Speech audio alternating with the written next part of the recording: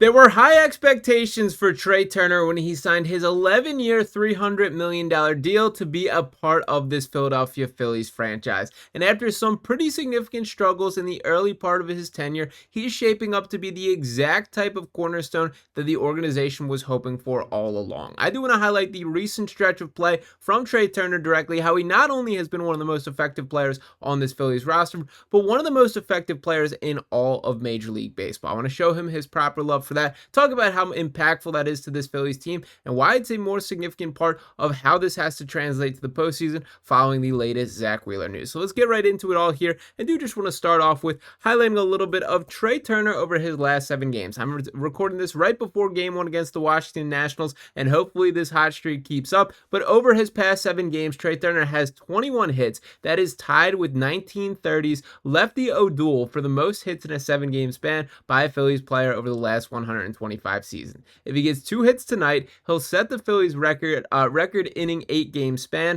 in the last 125 seasons. So obviously the Phillies are an organization with quite a bit of history there, and pretty cool to see his name etched in that type of legacy. But this is not just a 7-game sample size for what we've seen from Trea Turner. To reflect on his production for the season overall, that he's up to 13 home runs, 59 RBIs, 40 walks, and 158 hits across 521 at-bats there, 93 strikeouts, 31 stolen bases. He leads the entire major leagues in hits there, or the National League in hits there. It has been a borderline dominant season by Trea Turner. Now, I'll be the first one to throw my hand up and say, I've never been the biggest Trea Turner guy. And the number one thing that has bothered me during his tenure has been the defensive side of the ball, that him not being consistently capable of turning double plays or making those tough plays that you need a shortstop to make has been bothersome to me. But Trea Turner has made me eat these words to an extent that he's gone from a below average to one of MLB's best fielding shortstops in just 1 year. Looking at the outs above average per, I believe this comes from Fangraphs initially here, that you can see in the 99th percentile for this season. Now, I'm still a trust my eyes guy, that I wouldn't quite consider Trea Turner a 99th percentile fielder at the shortstop position, but I do got to show him his flowers for being straight up respectable this year and probably legitimately above average there.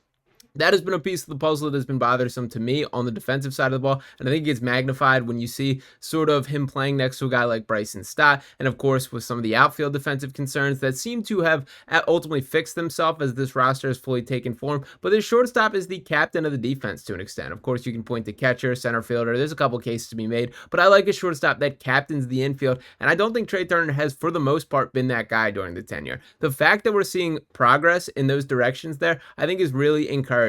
And to put another metric on it, I did want to highlight our guy Luke Arcani tweeting out that Trea Turner is second in the entire National League in F4 at 5.8, only trailing Shohei Ohtani by 0.2. Turner is fifth in all of baseball, trailing Aaron Judge, Cal Riley, Bobby Witt Jr., and Ohtani there. That is absurd stuff. Those are MVP caliber players that we're speaking about. 2 guys on that list that likely do walk away with MVP at the conclusion of the season, and Turner doing it in a very different way, that he's not mashing home runs in the way the Aaron Judge of the world do. He's not pitching on the mound the way the Shohei Ohtani does while still mashing his fair share of homers, no doubt about it. Cal Riley right in that same sort of sentence there, or same sort of sentiment there. But Turner's been a guy that has played small ball, has just hit for consistent gaps and making good contact and being the reliable guy at the plate that this Phillies team has frankly needed all season. That yes, so some of my complaint this year has been the lack of power from the lineup from top to bottom, but I sort of admire how Turner directly has committed to, I'm going to do things differently, that I will be the guy that buys into small ball, is hitting in the gaps, is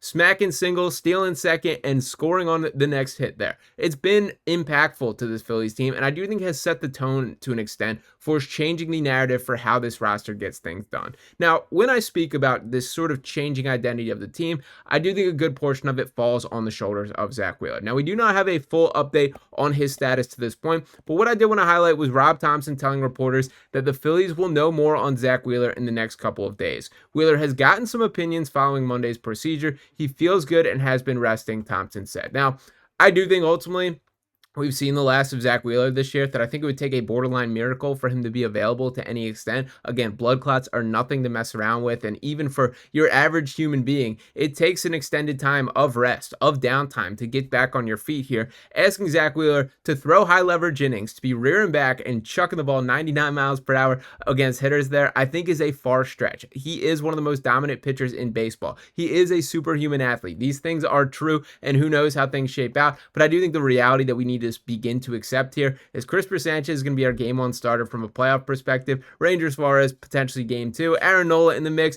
Jesus Luzardo has made his case as well. This Phillies just pitching staff as a whole is still better suited to survive Zack Wheeler than most. With that said, there is no replacing a guy who very well was making a case for Cy Young, although Crispr Sanchez in that same sentiment as well. Now, when speaking about that directly here, the playoffs are all but a certainty for this Phillies team. And to lay out the number on this, that we did get this update coming from Baseball Reference, the Phillies have a 99.9% chance of making the postseason currently. It would take a straight up absolute collapse for this not to be the case, and they're more thankful for the collapse happening right behind them in the standings by the New York Mets. Some of the most disastrous baseball that I've seen in quite some time. I've never seen a team be 20 games above 500 for a portion of the season and look as dead in the water as the Mets currently do. The Cubs can, I guess, sort of make a case this season as well, but the point being that the NL East race is looking like no sort of competition for the Phillies. They can pretty much just limp their way to the finish line and still pretty conclusively grab that top spot in division here.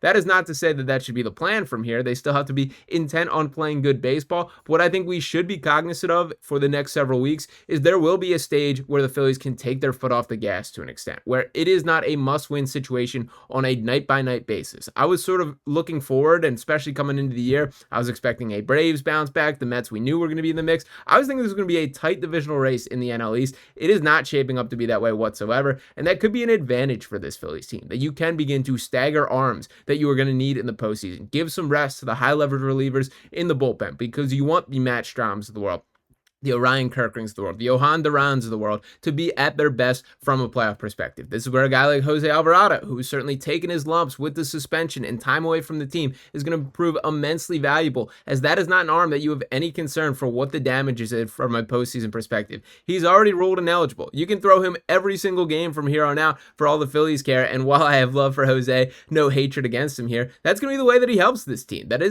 is his impact for the remainder of the year, is take up those innings so that other guys that are going to be kept in mind from a postseason perspective are not. But I did want to return to giving the flowers to Trea Turner here. I think a lot of us, and myself included, has sort of sold some stock that he may never shape up to be the $300 million man that the Phillies went out there and paid. I think I was wrong on that sentiment right there. That if this is the true version of Trea Turner, we got ourselves quite the shortstop for the next 9 years to this point, or 8 years to this point, whatever he has remaining on that deal there. Very excited to see if this translates for the postseason perspective. It does complete the lineup to an extent when he is hitting for this level of contact. And he's not the only one showing a bit of turnaround. But I also want to show a little love to Alec Boehm, that over his first 30 games of the season, across his 120 at-bats, no home runs there, slash 217, 246, and 267 across his last 66, across 249 plate or at-bats there, 9 home runs, 36 RBIs, slashing 309, 366, and 462.